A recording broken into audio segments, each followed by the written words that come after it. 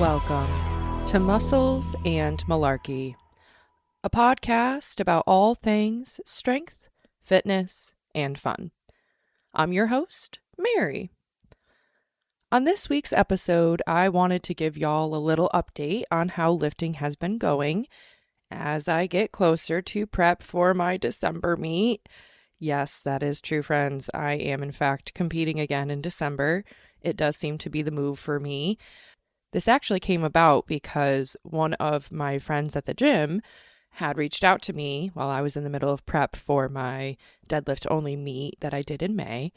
And she said, "Hey, I really want to do a meet. You seem like someone who would be really fun to do a meet prep with. What if I find the meet, choose it? Will you do it with me?" And I said, "Sure, absolutely. That's totally fine." And so now I'm doing a meet in December. Now, this past week was a really solid training week.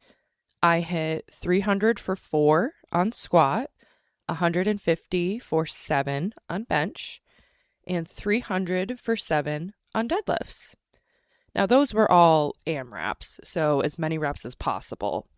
What Kim had done was give me a weight and said, "Okay, let's see how many reps you can do with this." So all 3 of those are technically rep PRs for me. I know with squat, it's at least 1 extra rep than I've ever done before with 300 pounds. I have no idea how many reps I've done 150 for in the past for bench.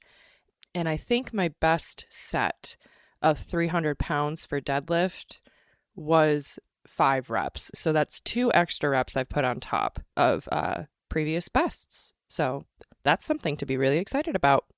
I've also been hitting accessory PRs, including 348 pounds for 6 reps for single leg press.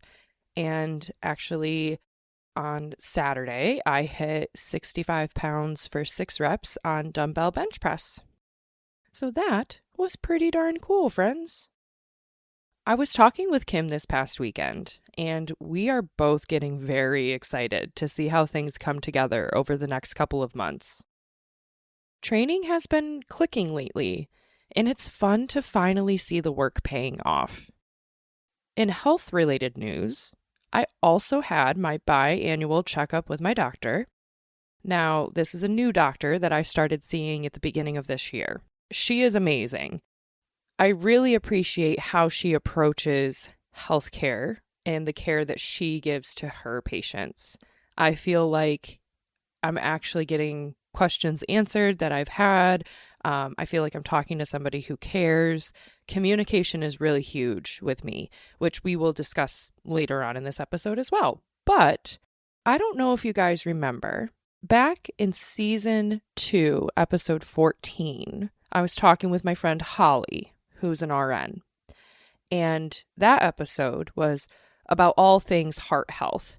And I remember I had recently gotten blood work done before recording that episode, and my LDL cholesterol, which is like your not so great cholesterol, was actually elevated. It was at 102.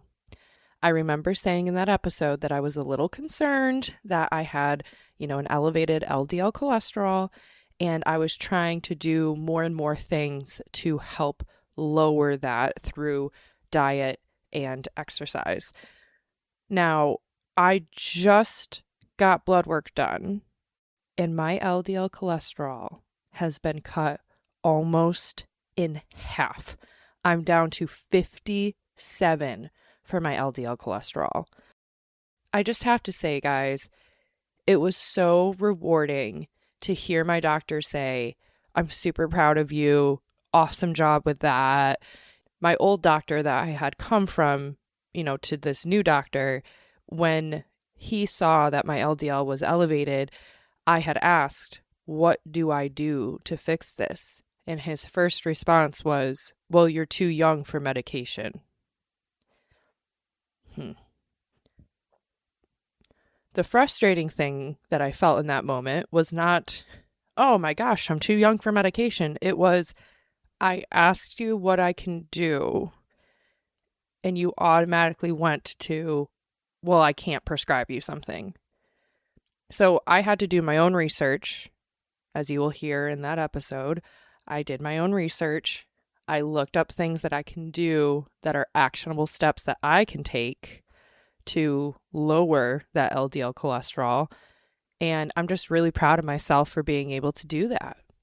So guys, word to the wise, my friends. Not everything has to be managed with a medication. Some things absolutely need to be. But I hope that whatever medical professional you're working with, I hope that their first mode of attack isn't just let's throw a medication at it.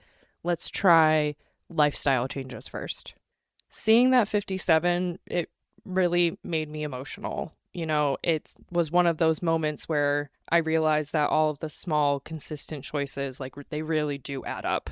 So if you are frustrated with a certain number in your blood work, or if you want a certain number to look better, just remember that the small steps that you're taking, they do add up, and it's going to take time. I truly feel like I'm the strongest I've ever been in my lifting career. And not just in the numbers that I'm putting up, but in my overall health too. As a friendly reminder, guys, I am a drug-free athlete. These gains are not coming from some magic supplement or PED or peptide, because those are all the rage now too. These results are coming from consistency, good coaching, smart programming, recovery, nutrition, and just showing up over and over again. You know what I always say, guys. Consistency over perfection. Clearly, it works. This past weekend, I also took a little trip to visit my friends Amethyst and Sarah. It was partly a surprise visit and partly an excuse to slow down for a couple of days. It made me laugh because when I told my coworkers I was going out of town, the first question was, of course, "Oh, what are you guys going to do?" And I told them, "Oh, it's a little bit of a surprise. And honestly, I think we're probably just going to hang out. And oh yeah, we're definitely going to go to the gym." Because what else would I do when traveling to go visit friends but get a workout in? But honestly, the weekend sparked some really great conversations about lifting, training, and the gym community that I wanted to share with y'all today. First and foremost, let's talk about knowing the difference between ego lifting and actually being ready to move up in weight. This conversation sparked when I was training with Amethyst. I was doing my deadlifts and she was also doing her deadlifts, and I was watching her. Now, Amethyst is following a program also written by my lovely coach, Kim, aka joyful_lifter on Instagram. But Amethyst isn't currently working with her. Kim just wrote her up a program.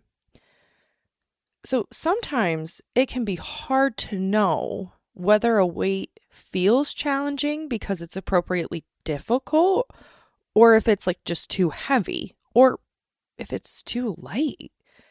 And that's where I came in with Amethyst. I saw her doing her sumo deadlifts at 225, and my God, it was flying. So I asked her, "What's your RPE for that?" 8.5, she responds. I said, "Okay, we're adding more weight." "What?" "Yes, Amethyst, we're adding more weight." You're welcome. Love you. Okay. So we went up to 245. And I'm going to tell you, that also moved very, very well. After the fact, Amethyst and I talked about it, and she said, "Well, it's just hard to know because I'm not talking with a coach. I'm kind of guiding myself with this." And I said, "Well, looking at you, I could tell that this weight was way too easy for you." That's why I think it's really important that even if you don't have a coach, you should film your lifts, because watching yourself back is one of the best coaching tools you can have. It's valuable information, not just for someone else, but for you. And in the case with me and Amethyst, I think it was helpful having a second set of eyes there, because sometimes you can talk yourself out of going up in weight because you think, ooh, I don't know, that felt kind of hard, XYZ. But someone else looking at you can say, oh my gosh, girl, that literally flew. I know you don't know because you don't have a recording and you were going based off of how you felt, but I can tell you confidently that weight flew. So that's my 10 cents, friends. If you're following a program and you're not working with a coach, have a training partner with you if you can. Your training partners tend to know you better than you sometimes, especially in regards to like weight on the bar and such, because we can get in our own heads sometimes, so it's a little bit tougher. And secondarily, record your lifts. That's all I can say, okay? Actually, it's not all I can say because I'm going to keep going. All right, second, let's talk about training with friends. Now, you might be thinking, how is this different than a training partner? Wonderful, wonderful question. So your training partner is someone you are doing your workout with. Me and Em, we used to be training partners because we used to go to the same gym together and we would do our workouts together, right? She would do her bench sets with me. We would move on to the same accessories, XYZ, okay? Now, training with friends is a little bit different, which this might seem like semantics or nuance, but bear with me, okay? When you train with friends, they're not necessarily right there with you the entire time. You might be training alongside each other. Usually if I'm like training with friends, that means that I'm doing my exercises and then like in between sets, I'm going over and talking with people. Me, talk, yep, at the gym? Absolutely not. Never. I'm very, very serious. Okay. So, in my opinion, training with friends, it's just something different about it, right? The workouts are more fun. The energy tends to be better. And somehow the hard sets, they don't feel quite as hard. Having people around who genuinely want to see you succeed makes a huge difference. Case in point, reflecting back to point 1, Amethyst told me after our workouts on Friday and Saturday that she was real sore. She's like, oh my God, thanks. It's all your fault that I'm sore because I pushed my weight a little bit.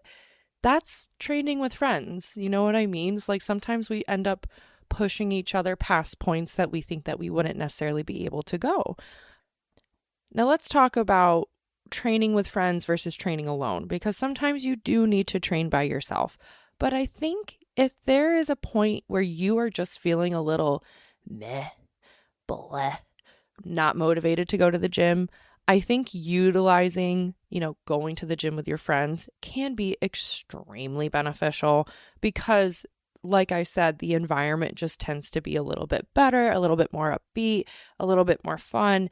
And when you're feeling that way, you tend to want to like push yourself a little bit more too.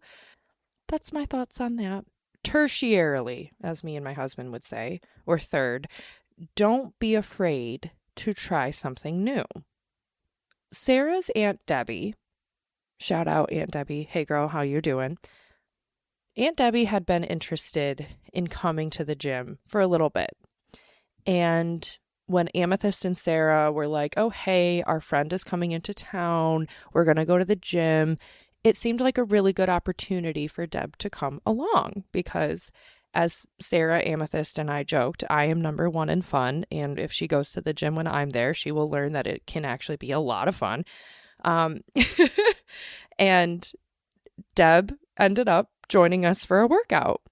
So while Sarah and I were doing squats over in the squat rack, I saw Amethyst and Deb doing their bench, and I thought it was really great that Deb got to see, some strong ladies, Sarah and I, squatting some heavy weight. And, she came over. She had questions. She's like, hey, I'm noticing this when I do this. Can you guys help me out with that? And we had a lovely, few minutes where we were just kind of talking about, leverages and femur lengths versus tibia lengths versus trunk length versus, sometimes you're a little bit more quad dominant versus being hip dominant, and then talking about bar position on the back, like for squat. And it sparked a huge conversation that I think helped Deb understand a little bit more about how she moves, right? Because I think it can be frustrating when we're online and we're looking and we see so-and-so with doctor in front of their, in the beginning of their Instagram handle saying, okay, you have to squat with your knees, with your feet shoulder width apart, and your knees can't go past your toes, and you have to be totally upright, and da-da-da-da-da. Like, having a real life example and a real life opportunity to ask meaningful questions, I think in a way is going to help Deb be more confident moving forward in the gym. I think it's also nice to know, like, hey, you can ask questions and it's okay to ask questions. It's okay to try something new. It's okay to not be perfect at something when you first start out. It made me so happy because by the end of our workout, when we're collecting all our stuff and we're heading to the car, Deb said, that was so much fun. And it made me so happy, guys. It made me so, so happy. I loved hearing that because so many people build up the gym in their heads as this like scary, intimidating place. And sometimes all it takes is walking through the door with the right people to realize that you actually enjoy it and that you belong there. Moving on to our fourth heavy hitting conversation. So, as you guys know, I started working with Kim in February. And while it's only been, February, March, April, May, June, July. Wow, it's been almost 6 months. Kim, isn't that crazy how time flies? It is. But as you guys know, I've been working with Kim since February, so for almost 6 months now. And Amethyst and I were talking about how training has been with this new coach. Now, Amethyst and I used to have the same training coach, and, we kind of sparked this conversation. How do you know when it's time to move on from a coach, right? As Amethyst and I were talking about it, like, it can be hard to kind of know. Let's say the coach that you're working with is your first time working with a specialty coach or a specific coach, not just like a Gen Pop, but something specific for powerlifting, right? It's hard to know when is it time to move on because you don't know what you don't know, right? And it can be a hard conversation because we often stay with people much longer than we probably should. Sometimes it's loyalty, sometimes it's guilt, and sometimes it's just being afraid of change. But coaches aren't meant to be forever. If you've stopped growing, your communication isn't working, or your goals no longer align, it's okay to move on. That does not erase everything that they helped you accomplish. It just means that you've reached the point where someone else might be a better fit. Some things I really appreciate about Kim is her dedication to communication and collaboration. Kim is not someone who just tells you what to do. She wants to hear feedback. So I've had a couple people ask me, what do you like about working with Kim? And I always go back to the communication. Kim is the first person who has told me, I think you can hit 1,000-pound total.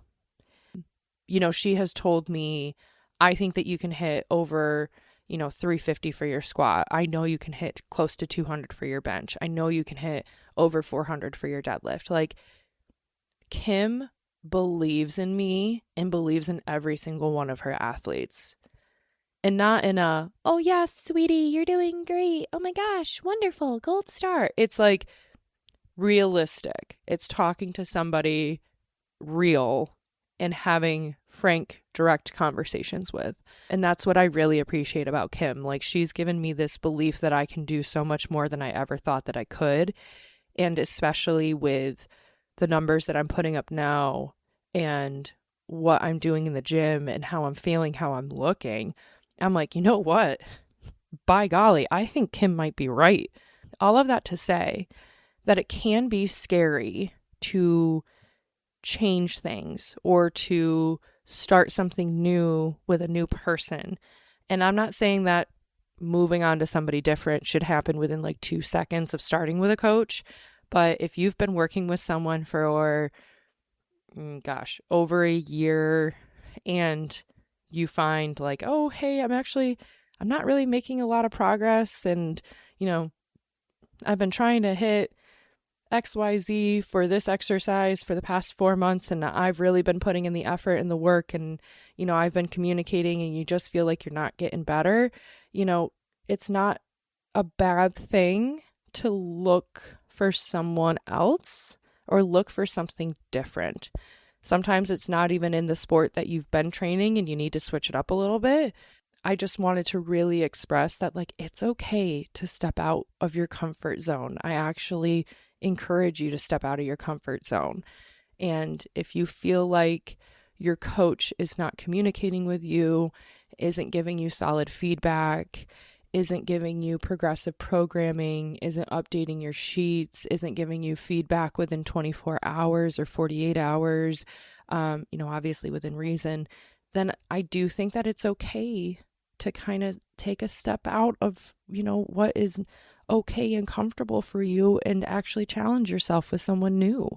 Write out a list of pros and cons and what you want from a coach and what you want for your goals moving forward within a time frame, and talk with other people and see like, hey, can you get me to this place? Interview potential coaches, interview people that they used to work with. I can't stress that enough, okay? Don't be afraid to change. Now, the last point of conversation that I had this weekend was talking about not being afraid to try new gyms, right? Because one of my favorite aspects of traveling is visiting different gyms. This weekend was another reminder of how supportive gym communities truly can be. On Friday, I was doing one of my accessories, which is belt squat RDLs, which if you haven't done RDLs on the belt squat, like, highly recommend. It's a really fun variation. And there was a gentleman who saw me doing these belt squat RDLs, and he made an effort to come over and tell me that he thought that that was a very great option, and he had never thought to do RDLs on the belt squat. And we had like a little conversation about it, and he was like, oh, wow, you girls are experienced, talking to me, Amethyst, and Sarah. And it's like, yeah, just because we're cute little ladies doesn't mean we don't know our way around the gym, bucko. But thank you for the compliment. I do appreciate it. And then on Saturday, when I hit my dumbbell bench PR, this other guy, he had actually stopped and was looking while I was doing it. And I was so excited. I didn't even realize that this guy was like sitting on the bench, a couple benches over, looking and watching. And he was like, that was great. That was such a great job. And I'm like, oh my gosh, thank you, random gentleman, for giving me a compliment. I appreciate that. Like, those interactions, they only lasted a few seconds, but they reminded me that most people in the gym are rooting for each other far more than we give each other credit for. Like, I don't know about y'all, but if I'm in the gym and I look over and I see a girl wearing a really cute outfit and her booty looks really good and she's doing heavy ass goblet squats at like 100 pounds, I'm going up to her and I'm saying, respectfully, that ass though. Also, you look really cute. And then I move on. Those types of comments, those types of interactions, stay with people, okay? Be nice to other people and let other people be nice to you too, Surprise, I went on tangents today. Who would have thought? But before we wrap up, I just wanted to say we are already more than halfway through July. This also means that we're officially more than halfway through the year. So let me ask you something. What do you want to work on during the rest of this year? Not what social media says you should work on, not what someone else expects from you. I want you to ask yourself, what matters to you? What drives you? What excites you? What challenge have you been putting off because you've convinced yourself that you'll start later? You've still got time, so let's make the second half of this year count. Thanks for listening, friends. I appreciate you all being here. We're almost done with season 3, y'all, and I hear season 4 is on the docket. What do you want to hear in next season? Send me a message on Instagram at Muscles and Malarkey. Yeehaw and yee-claw, everybody. If you enjoyed this episode, please follow, share, rate, and review. It helps the podcast grow and reach more people. Do you have any questions or suggestions? Email me at musclesandmalarkey@gmail.com or find me on Instagram at musclesandmalarkey. Yeehaw and yee-claw, everybody.